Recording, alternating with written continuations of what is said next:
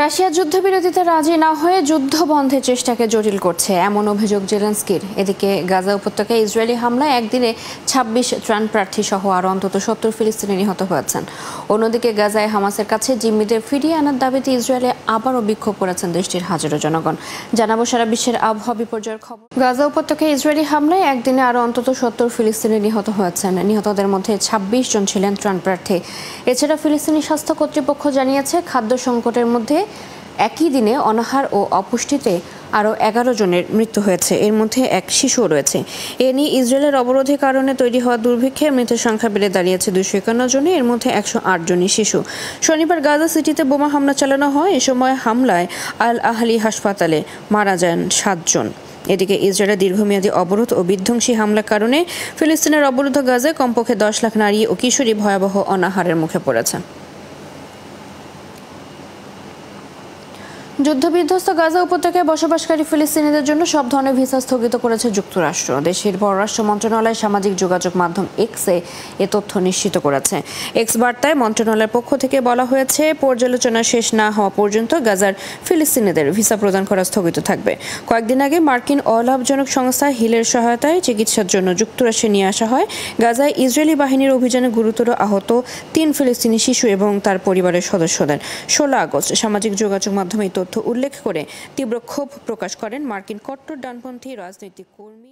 Russia যুদ্ধবিরতিতে রাজি না হয়ে যুদ্ধ বন্ধের চেষ্টাকে জটিল করছে বলে অভিযোগ করেছেন ইউক্রেনের প্রেসিডেন্ট জেলেনস্কি। তবে যুদ্ধবিরতি নয়, বরং ইউক্রেন ও রাশিয়ার মধ্যে একটি স্থায়ী শান্তি চুক্তি হোক, এমনটাই চান বলে জানিয়েছেন মার্কিন প্রেসিডেন্ট ডোনাল্ড ট্রাম্প। এদিকে বার্তা সংস্থা রয়টার্স বিভিন্ন সূত্রের বরাতে জানিয়েছে, ইউক্রেনের দোনেৎস্ক অঞ্চল পুরোটা রাশিয়াকে দিলেই নাকি যুদ্ধ বন্ধ করবেন পুতিন। ইউক্রেন যুদ্ধ বন্ধে রাশিয়া ও ইউক্রেন দুই পক্ষের সাথে আলোচনা চালিয়ে যাচ্ছে মার্কিন প্রেসিডেন্ট ডোনাল্ড ট্রাম্প। এর অংশ হিসেবে পুতিনের পর এবার ট্রাম্প বৈঠক করবেন ইউক্রেনের প্রেসিডেন্ট জেলেনস্কির সাথে। সোমবার ওয়াশিংটনে সেই বৈঠক হওয়ার কথা রয়েছে। এর মধ্যে ট্রাম্প জানিয়েছেন, বৈঠকে তিনি জেলেনস্কিকে যুদ্ধবিরতি একটি চুক্তিতে রাজি করার আহ্বান জানাবেন। তিনি জানান, যুদ্ধবিরতি নয়, বরং তিনি চান ইউক্রেন ও রাশিয়ার মধ্যে একটি স্থায়ী শান্তি চুক্তি হোক। তিনি বলেছেন, ইউক্রেনের উচিত রাশিয়ার সঙ্গে একটি চুক্তি করা, কারণ রাশিয়া যতটা শক্তিশালী ইউক্রেন তা নয়।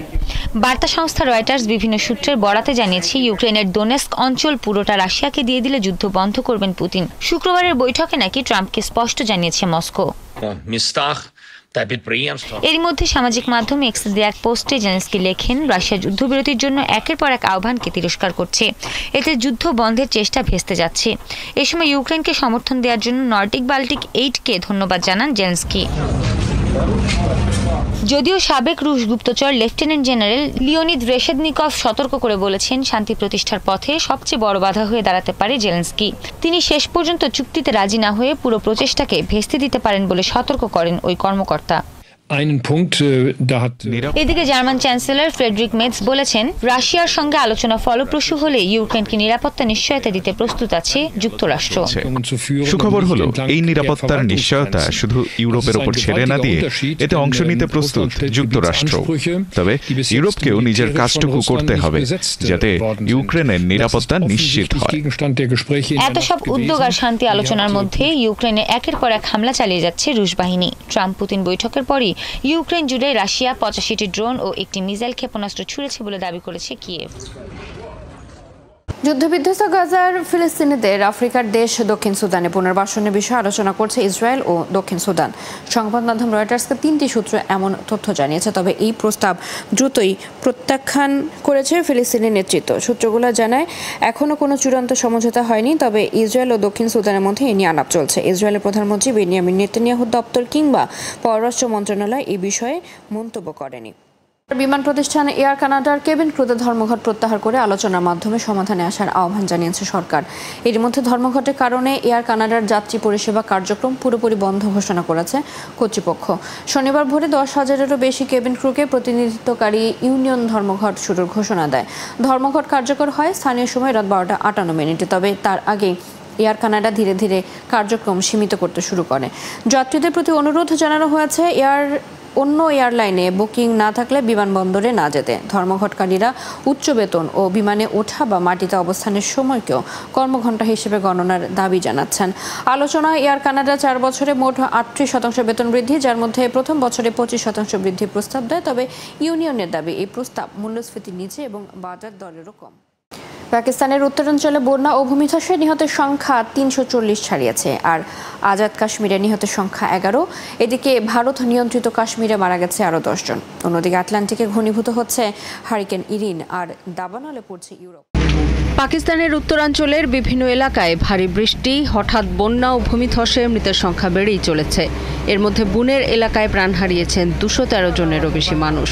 প্রাদেশিক ও উদ্ধার কাজে নিয়োজিত কর্মকর্তারা জানিয়েছেন, খাইবার পাখতুনখোয়ায় 200 এবং গিলগিত বালতিস্তানে 12 জনের মৃত্যু হয়েছে। মৃতের সংখ্যা বাড়তে পারে বলে আশঙ্কা করা হচ্ছে। বন্যা দুর্গত এলাকায় 31শে আগস্ট পর্যন্ত জরুরি অবস্থা ঘোষণা করা হয়েছে। এরই মধ্যে বহু বাড়ি ভেসে গেছে এবং বিভিন্ন এলাকায় যোগাযোগ ব্যবস্থা বিচ্ছিন্ন হয়ে গেছে। মোবাইল টাওয়ার ক্ষতিগ্রস্ত হওয়ায় বন্যা কবলিত এলাকাগুলো যোগাযোগ বিচ্ছিন্ন হয়ে পড়েছে। এদিকে সোয়াতে বিদ্যুৎ অবকাঠামো মারাত্মকভাবে ক্ষতিগ্রস্ত হওয়ায় গোটা অঞ্চল বিদ্যুৎবিহীন হয়ে পড়েছে। মৃত্যু বাড়ছে আজাদ কাশ্মীরেও।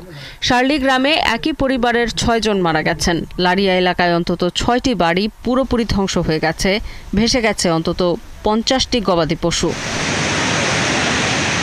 এদিকে ভারত নিয়ন্ত্রিত জম্মু কাশ্মীরে এখন পর্যন্ত 10 জনের মৃত্যুর খবর পাওয়া গেছে। জীবিত উদ্ধার করা হয়েছে 15 থেকে 20 জনকে। হাসপাতালে আছেন আহত 52 জন। গাজায় হামাসের কাছে জিম্মিদের ফিরিয়ে আনার দাবিতে ইসরায়েলের তেল আবিব শহরে শনিবার আবারও বিক্ষোভ করেছেন দেশের হাজারো জনগণ। এই বিক্ষোভ থেকে রবিবার দেশব্যাপী ধর্মঘটের ডাক দিয়েছে জিম্মিদের পরিবার। ইসরায়েলি দৈনিক হারেটস জানিয়েছে, জেরুজালেমের প্যারিস স্কয়ার, হাইফার হোরেফ সেন্টার, দক্ষিণের বীরসেবা এবং উত্তরের নাহারিয়ার মতো গুরুত্বপূর্ণ মোড়ে জড়ো হন হাজারো বিক্ষোভকারী। এদিন সবচেয়ে বড় সমাবেশ হয় তেল আবিবে প্রতিরক্ষা মন্ত্রণালয়ের সামনে ও রথ চাইল্ড স্ট্রিটের হাবিমা স্কয়ারে। এসব স্থানে গাজার বন্দীদের স্বজনরা বক্তব্য দেন। যুক্তরাষ্ট্রের ওয়াশিংটন ডিসির পুলিশ বিভাগের নিয়ন্ত্রণ নিয়ে ট্রাম্প ন্যাশনাল গার্ড মোতায়েন করার প্রতিবাদে বিক্ষোভে উত্তাল শহরটির রাজপথ। ট্রাম্পকে স্বৈরশাসক বলে অভিযোগ তুলে ওয়াশিংটন ডিসিকে মুক্ত করার দাবি জানান বিক্ষোভকারীরা। শনিবার ডিসি শহরের ডাউনটাউনের এই বিক্ষোভে অংশ নেন কয়েক হাজার বিক্ষোভকারী। এ সময় তারা ট্রাম্পের অভিশংসনের দাবি জানান এবং ওয়াশিংটন ডিসিতে অবৈধ আধিপত্য বিস্তার বন্ধের দাবি জানান তারা। বিক্ষোভকারীরা ন্যাশনাল মলে পৌঁছালে সেখানে নিরাপত্তা বাহিনীর বাধার মুখে পড়তে হয় তাদের। পরে সেখান থেকে বিক্ষোভ চালিয়ে যান তারা।